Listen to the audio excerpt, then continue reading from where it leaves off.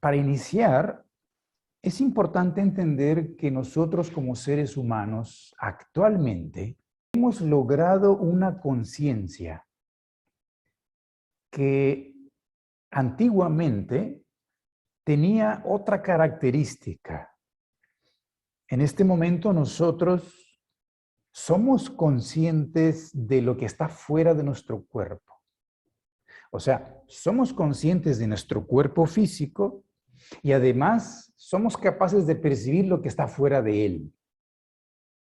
Pero antes no teníamos ese estado de conciencia. Tenemos un estado de conciencia que es antes a ese, que es el estado de vigilia.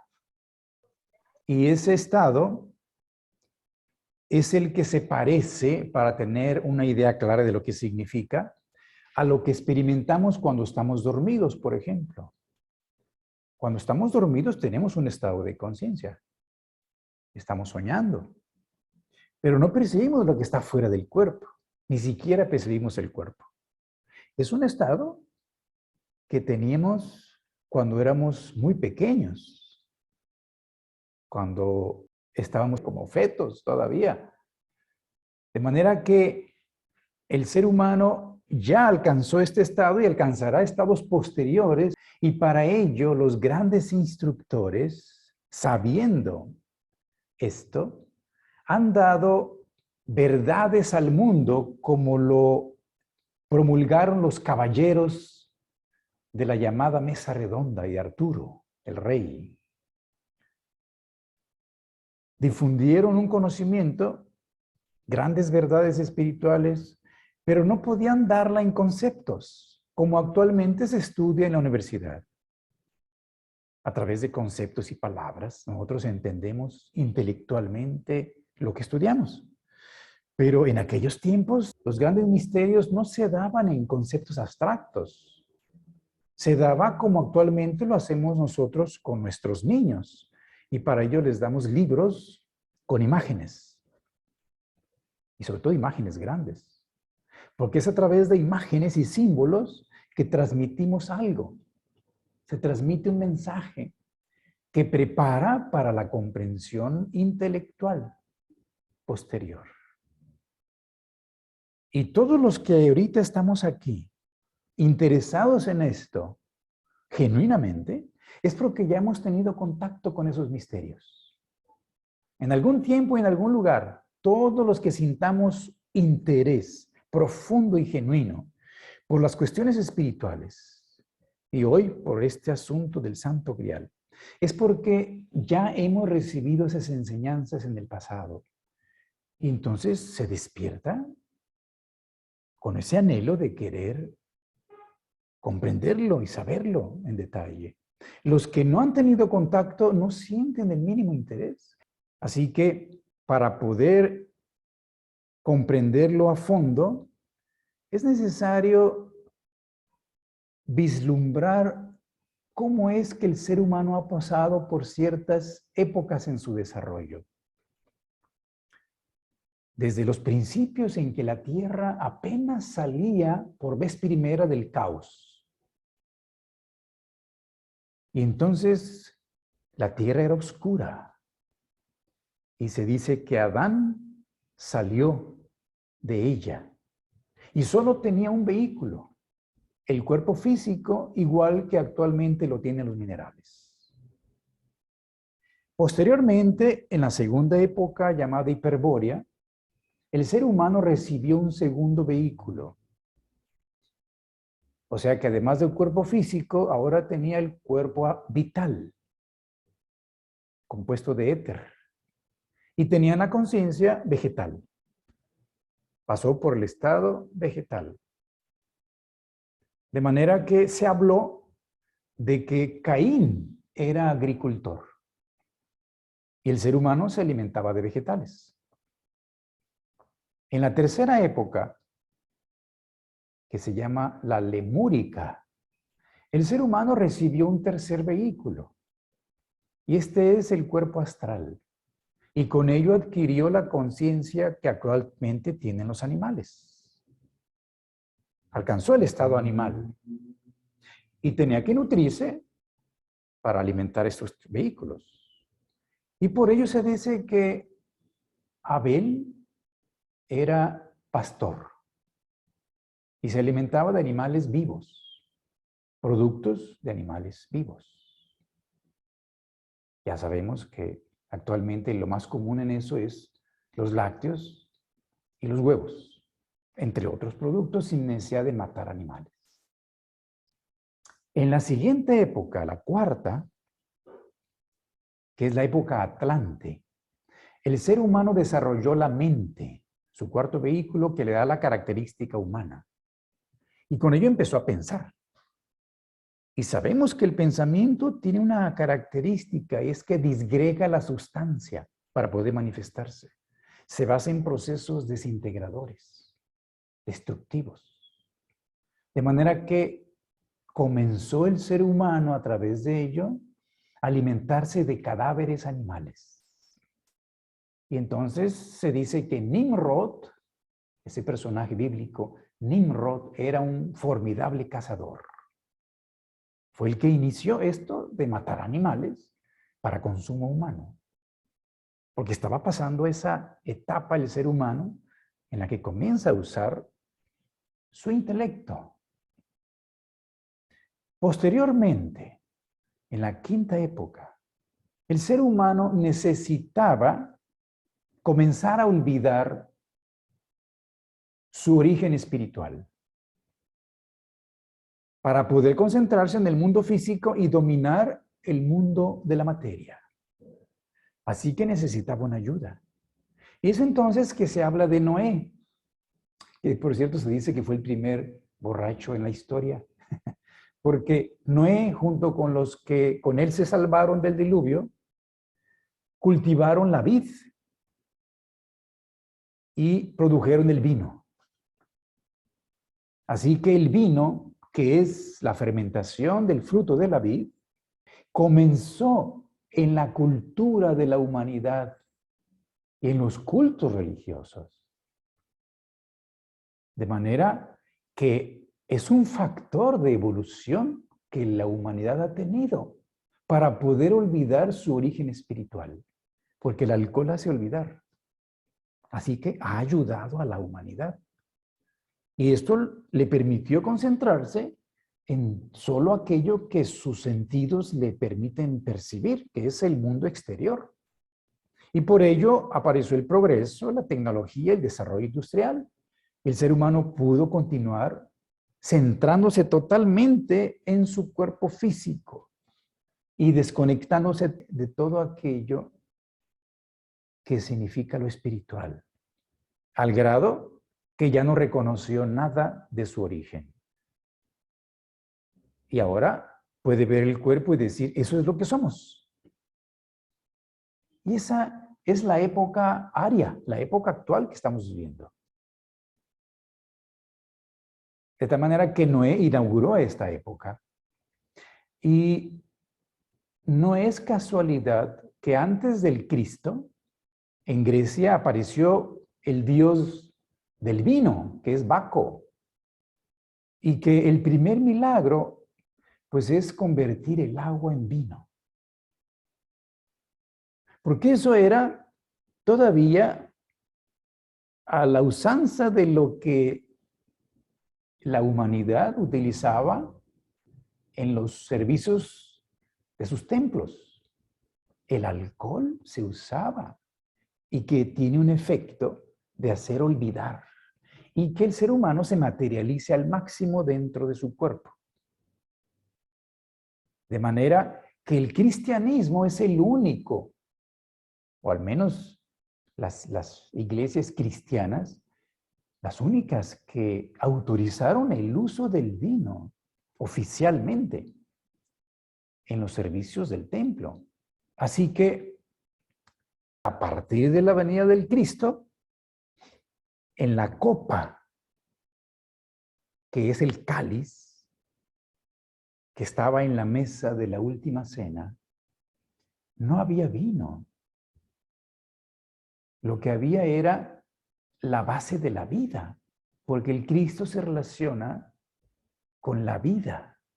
tanto física como la vida espiritual que es eterna. De manera que cuando le preguntaron a sus discípulos, ¿dónde organizamos la cena, la fiesta? Dijo, donde veas un cántaro de agua, un hombre con un cántaro de agua. Allí. Entonces es una ánfora, es una copa con agua que es el fundamento de la vida. De manera que eso precisamente es lo que actualmente se requiere para poder entender el misterio del Santo Grial. Y los caballeros del Santo Grial se caracterizaban por su pureza y su inofensividad. Porque esas son las características que pueden permitir recobrar la visión espiritual a los seres humanos. Pero si no hay pureza e inofensividad, como los niños, como decía el Cristo, si queréis entrar de nuevo en el reino de los cielos, tendréis que ser como los niños. Ellos tienen la inocencia, tienen la pureza y tienen la inofensividad de manera natural. Y claro, esa inocencia no es igual que la virtud, es inferior a la virtud. Porque la virtud es cuando la inocencia se pone bajo las pruebas de la tentación. Entonces, se fortalece el ser humano que ha caído a la tentación con el tiempo, y entonces aparece la virtud, que es superior a la inocencia. De manera que esto de la inofensividad se manifiesta mucho en la leyenda de Parsifal, que era precisamente inocente e inofensivo. Y a partir de que hemos comenzado a consumir animales, nosotros hemos perdido la capacidad espiritual de la compasión, en la que se manifiesta la inofensividad. Tenemos que purificar eso en los humanos. De manera que para eso se han colocado incluso actualmente los mataderos en lugares donde los humanos de la sociedad no vean la matanza, la angustia y los horrores que experimentan los animales allí. Se ponen en lugares estratégicos.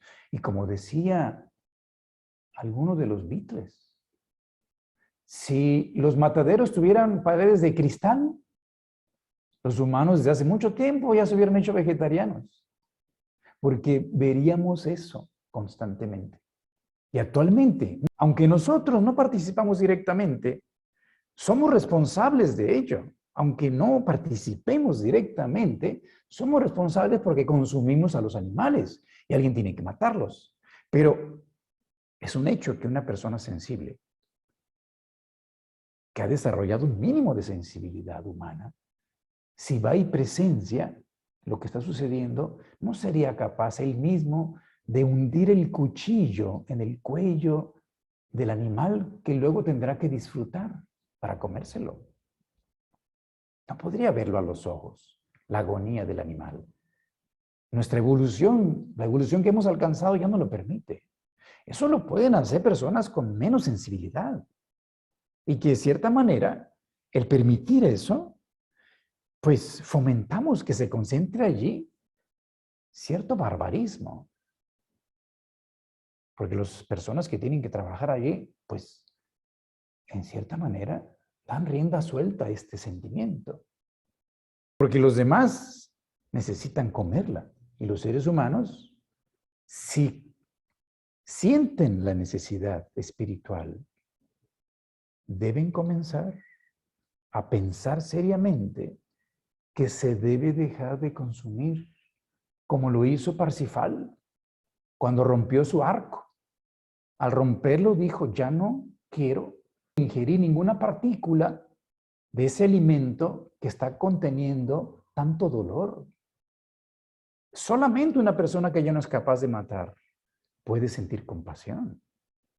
O viceversa. Solo una persona con compasión ya no es capaz de participar en ello, directa o indirectamente. Esto es muy importante, porque Debemos saber que el desarrollo que la humanidad ha iniciado tratando de dominar sus instintos, pues no ha sido fácil por el consumo de animales. Porque cuando un animal es violentamente exterminado, matado, algo del alma se queda en la carne, siempre. Y esto es algo análogo a una fruta cuando está verde. Porque cuando está madura, tomen cualquier fruta, las semillas se desprenden fácilmente y la semilla representa lo sutil de la fruta. De manera que cuando la fruta está verde, siempre se queda algo de la pulpa de la fruta en la semilla, no se puede separar fácilmente. De manera que eso que se queda en la carne del animal es parte del espíritu grupo del animal, que violentamente y tan súbitamente separado de su instrumento físico, anhela tener un vehículo para seguirse manifestando.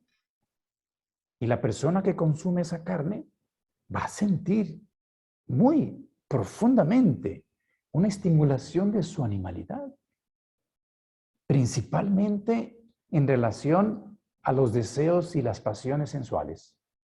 O sea, el estímulo de la naturaleza inferior, que es animal, a nivel sexual principalmente. De manera que el ser humano siente profundamente una fuerza que lo impulsa en esa dirección y comienza a producir el mal de la sociedad.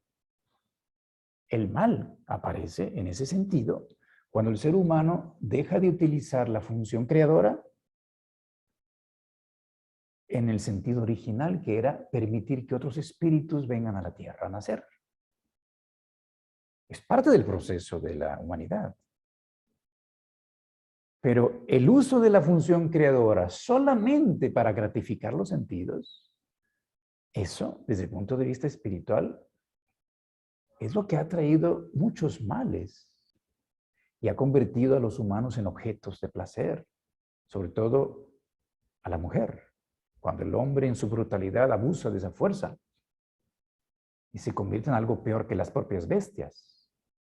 Así que esto es parte de lo que estudiaban y se enseñaba en los antiguos misterios, porque comprendían que además de luchar a través de la ley para domar sus instintos del cuerpo astral, que son los deseos, los bajos deseos inferiores, instintivos, el ser humano tiene que dar un paso más adelante. Ya la mayoría de la humanidad está luchando para vivir en la sociedad civilizada por dominar y regular lo que su cuerpo astral le hace sentir y puede frenar sus impulsos de una manera u otra de acuerdo al desarrollo de cada quien.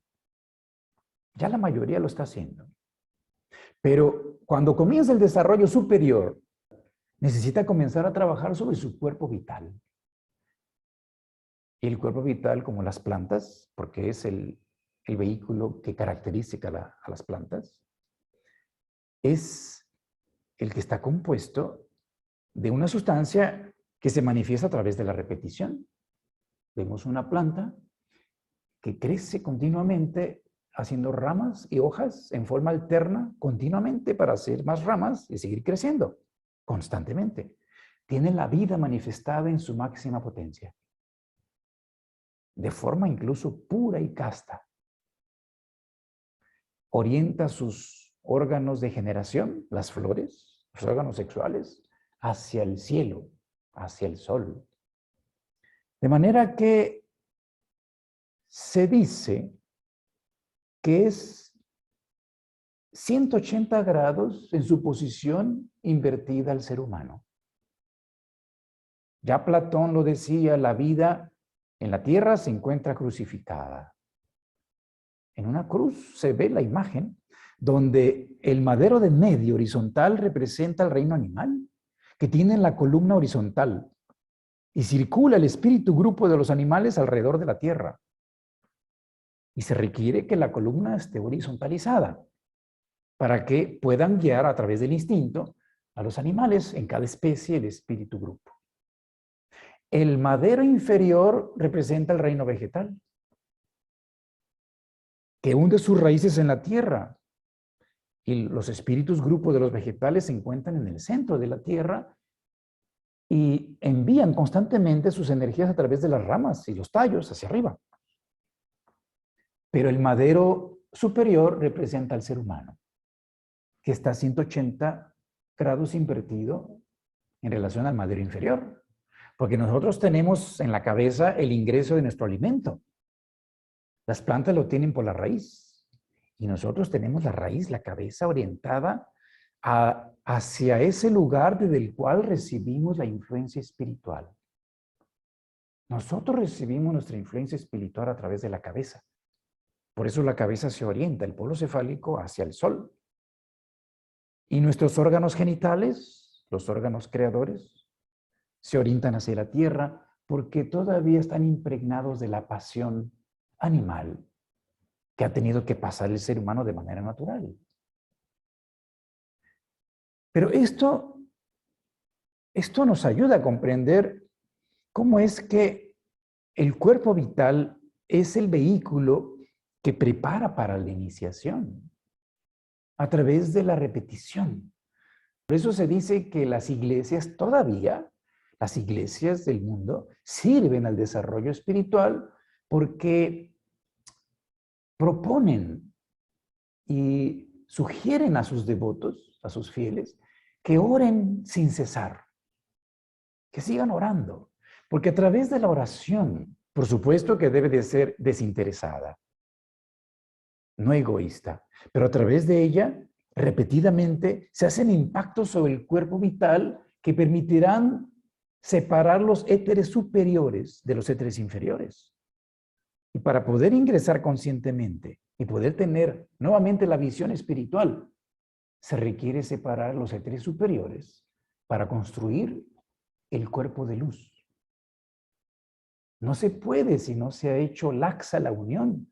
Y esto se ayuda a través de la devoción y la repetición de las aspiraciones elevadas, constante y diariamente, a través de la oración. Porque la oración es como poner un switch, un interruptor eléctrico. Claro que el interruptor no pone la energía, pero hace la conexión para que a través de él fluya energía en su momento. De manera que la oración es poner un interruptor que pueda permitir que la luz ilumine nuestra alma espiritualmente. Si nosotros lo hacemos egoístamente, imagínense un ser humano que se pone a rezar, que no llueva. Pero el vecino reza que sí llueva. Esto va a traer un conflicto si es que la oración tendrá su efecto. Pero esto no es realmente una oración. La verdadera oración es aquella que se dirige para toda la humanidad y para todos los seres del planeta. Esa es la verdadera oración que se eleva hasta las esferas superiores del mundo espiritual y que hace la verdadera conexión y nos convierte en canales a través de los cuales puede fluir esa energía divina. Pero se repite y vuelve a repetirse, pero no egoístamente y con fervor y devoción consciente, que es cuando hacemos la verdadera cualidad de la oración. De manera que entonces tenemos que hay una relación aquí que se ha hecho desde esas imágenes de la antigüedad donde se presenta en las iglesias el cáliz, la copa del cáliz sagrado, que es representante de la vida eterna y que el Cristo tuvo en la última cena. De manera que, si observamos, en el reino vegetal eso se manifiesta en la flor, que es la que recibe esa esencia prístina, pura de la vida, el elixir de la vida eterna, el néctar de las flores, que es un concentrado de luz del sol. Y eso que está ahí abajo se llama el cáliz de las flores.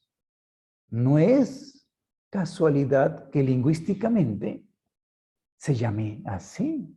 El cáliz sagrado del Santo Grial tiene una relación directa con el cáliz de las flores, con toda su pureza, que manifiestan a través de su belleza, en forma casta y pura, abriéndose a ese otro emblema de estos símbolos antiguos, la lanza. La lanza que representa el rayo del sol que abre la flor con su calor y su luz. Y esto se manifiesta en esos símbolos de la antigüedad, porque incluso se sabe que esta copa está expresada internamente en nosotros con algo que tiene que construirse a través de estos sentimientos de aspiraciones elevadas que son reforzados por el estudio, por la meditación y la concentración, por la devoción y por el servicio desinteresado. Porque es este cáliz que está en nosotros incluso aquí en la laringe. Tiene una forma como de cáliz y que en un futuro permitirá manifestar esta fuerza a través del verbo. Porque cuando los seres humanos hagan la transmutación de estas fuerzas inferiores y se conviertan en poderes espirituales, el ser humano será capaz a través del verbo, a través de su laringe, nuevamente utilizar esa fuerza creadora que Juan manifestó cuando dice en el principio era el verbo.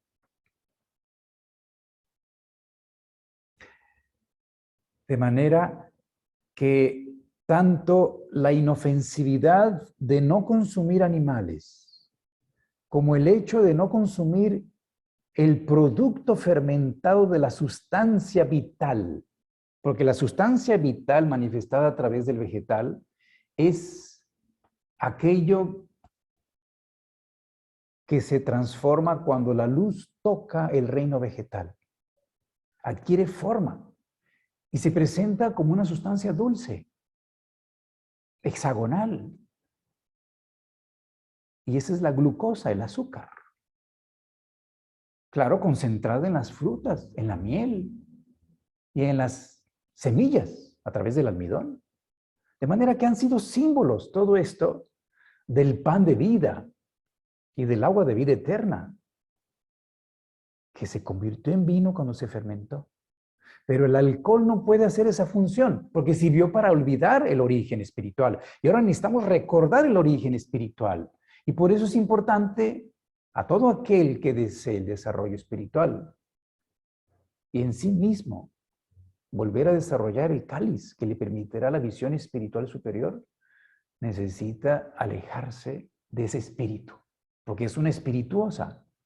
El alcohol es el producto de la descomposición de la sustancia viva, de manera que debemos estar muy conscientes de esto, porque lo que hace el alcohol en nuestro organismo es hacer que influyan otras fuerzas en nosotros, haciendo que el yo no tenga el control ya de sus vehículos.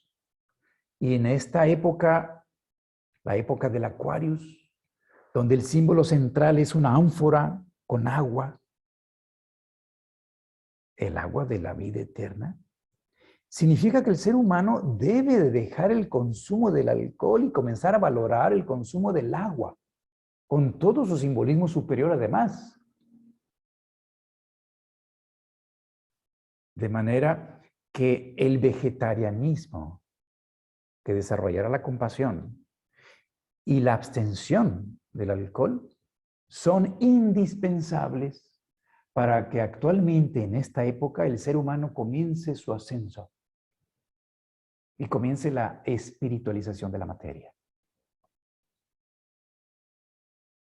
Esto es algo que se conoce en la iniciación de todos los colegios en donde se representan estos símbolos. Podemos ver en esta leyenda de Parsifal que tiene incluso otros dos personajes, Klingsor y Amfortas, que representa uno de ellos, Amfortas el rey, el que se deja seducir por la mujer, de tal manera que cae en la tentación, entonces pierde su poder. Parsifal está protegido porque es inocente y con su inocencia no lo influyen pues la tentación de las doncellas flores. Está protegido de la manifiesta maldad por su misma inocencia. Pero el otro personaje, que es Klingsor, ese es la contraparte, porque es el que tiene el conocimiento y quiere no perder su poder. Sabiendo que a través de la tentación tiene un gran riesgo, lo que hace es separar la cabeza del corazón. No quieres estar en riesgo y entonces mata el sentimiento, se separa del corazón, se hace frío, intelectual y con ello también pierde su poder. Incluso llega a algo más, mutila sus órganos creadores para no tener la tentación y con ello también pues pierde totalmente su poder. De manera que no tiene la tentación de ninguna de sus posibilidades, pero no puede desarrollar en sí mismo ese poder que da el rayo del sol, que es el poder creador, que en el ser humano debe de ser dominado a través de la virtud, porque la inocencia se convierte en virtud cuando se expone a la tentación. Y esto se conoce cuando los seres humanos muy sensibles han sentido que no controlan por su misma sensibilidad los impulsos de su naturaleza inferior por consumir animales. De manera que se conocen los escándalos de los monasterios, de las iglesias, donde las personas se recluían para no caer en la tentación y tomaban el voto de la castidad para no caer en eso y no hacer el acto. Pero el monje tiene los mismos deseos que el caballero. La diferencia es que el monje no puede satisfacerlo porque ha hecho el voto de la castidad. Pero el caballero es libre para decidir usar esa fuerza para el bien o para el mal, para satisfacer su naturaleza inferior o para desarrollar su visión espiritual. Y con ello, hacer aparecer el aspecto superior del amor. Porque todo esto es conectar nuevamente el corazón, que es el instrumento directo del espíritu. El corazón también representa un receptáculo, como el cáliz sagrado del Grial. El corazón, como se llama el Sagrado Corazón de Jesús, representa eso porque es el instrumento a través del cual aquí el Cristo manifiesta el amor. Y conectado con la cabeza en equilibrio, nos da la seguridad para que aparezca la sabiduría. De manera que todo esto se relaciona con la sangre del Cristo, no solo con el corazón, porque la sangre es también el instrumento directo y la más elevada manifestación del cuerpo vital en un ser consciente. La sangre. Y así como nosotros inconscientemente a través de la sangre hacemos todos los procesos metabólicos, por ejemplo, la digestión. Si necesitamos digerir, enviamos inconscientemente la sangre al aparato digestivo. Si necesitamos pensar, enviamos la sangre a la cabeza. Si necesitamos reproducirnos, enviamos la sangre a los genitales. Todo eso se realiza de manera inconsciente. Pero la sangre es el instrumento que puede permitir procesos superiores. A nivel inferior, metabólico, está al servicio del instinto. a servicio de la parte biológica de nuestra manifestación corporal. La sangre roja representa las pasiones animales.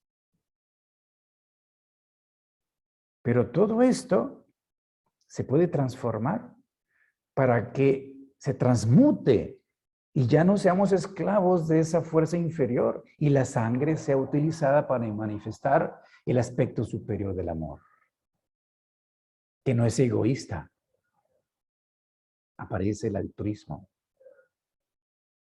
Esto de en cierta manera nos hace comprender esas imágenes que hablan de que el ser humano debe convertirse, como lo dicen los hindúes, en un alma diamantina, cuando se encuentra la piedra filosofal de los Rosacruces, ¿no?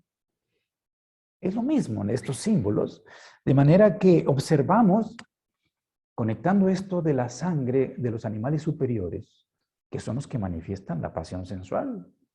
Ellos a nivel inconsciente, inocente, por su instinto, pero los humanos al manifestar lo animal, manifiestan la brutalidad y la bestialidad a niveles no conocidos por los seres humanos. Perdón, por los animales, donde aparece el mal, aparece la maldad, lo cual no existe en los animales, aunque haya pasiones sensuales. De manera que en los vegetales, al ver una flor roja, por ejemplo, vemos el rojo también simbolizando la pasión, pero la pasión de la naturaleza superior, que se llega a decir la pasión de Cristo, por ejemplo. No es lo mismo que la pasión de la naturaleza inferior, de la sangre, de animales y de humanos que no controlan esos instintos. Y vemos que cuando se consume animales, el ser humano siente la fuerza con esas partículas de tener que satisfacer determinados impulsos y cada 7 años tiene que volver a formar su cuerpo. Todas sus partículas del cuerpo se renuevan después de cierto tiempo, que aproximadamente son 7 años.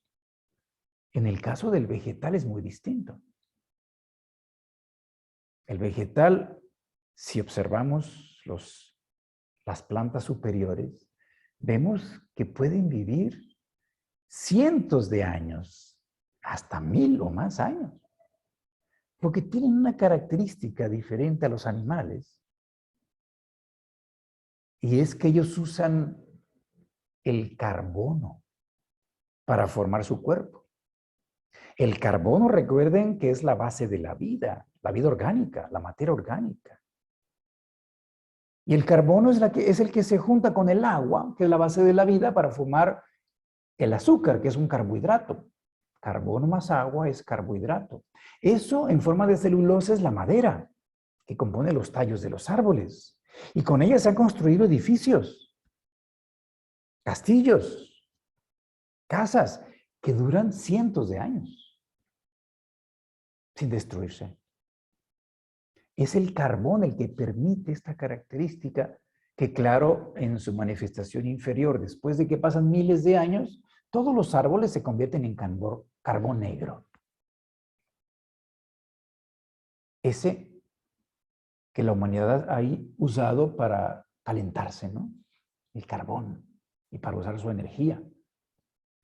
Pero cuando el carbono se purifica, aparece el carbón blanco o transparente, que es el diamante, la sustancia más dura y permanente en este planeta, que es un símbolo también de los antiguos misterios cuando el alma logra la transmutación y hace aparecer en sí mismo esta fuerza. Se hace el alma diamantina por la purificación que hace sobre sí mismo. Así que todos estos símbolos, a través de hechos reales que estamos hablando, diamantes, carbono, plantas, vegetales, sangre, corazón, azúcar, todo esto son hechos que estudiándolo nos permiten comprender que el ser humano se encuentra en un proceso actualmente en el que si desea descubrir nuevamente en sí mismo el origen de su espíritu, y además hacerlo conscientemente, tendrá que esforzarse por desarrollar la compasión, hacerse puros e inofensivos como los niños, pero desarrollando la virtud que dicen del pecador que reconoce sus faltas y que se resuelve a no cometer los mismos errores. Y de allí la fiesta que se le hace al hijo pródigo, que retorna al hogar y le hace fiesta el papá. Y los hijos, o el hijo, el otro hijo que nunca se fue del hogar, pues se enoja, ¿verdad? Oye, ¿por qué le haces fiesta a él que abandonó el hogar y se fue y se hizo pecador? Y ahora regresa y le hacemos fiesta. Sí, lo que pasa es que el que no se ha ido es inocente, es el niño. El que ya se fue y regresa es el adolescente que se convierte en adulto, que prueba la vida, va por la vida teniendo experiencias, cae en las tentaciones y se arrastra en las pasiones. Y con el tiempo, a través de acumular experiencias, comienza a hacer conciencia. Comienza a ser el dueño de sí mismo a través de lo que piensa, lo que siente y lo que hace. Y aparecen las virtudes. Y entonces la inocencia ya no es eso, sino es algo plenamente consciente que puede enfrentarse a la tentación, virilmente. Y puede utilizar esas fuerzas para recobrar la visión superior. Así que esto es una excursión en los símbolos sagrados de lo que representa el misterio del Santo Grial, manifestado en muchos rituales y que los hemos escuchado entre los caballeros de la mesa redonda, los druidas, etcétera, y de que debemos de vivirlos ahora en la vida cotidiana, en la realidad, sin aislarnos del mundo, sin irnos a recluir en ningún monasterio, sino estar allí con los seres humanos, frente a todas las tentaciones que la vida nos presente, porque eso es a lo que hemos venido al mundo, a tener experiencias. La finalidad de la vida no es la felicidad. La finalidad de la vida es la experiencia. Y entre más experiencias tengamos y las asimilemos, pues entonces aparecerá la luz en la conciencia.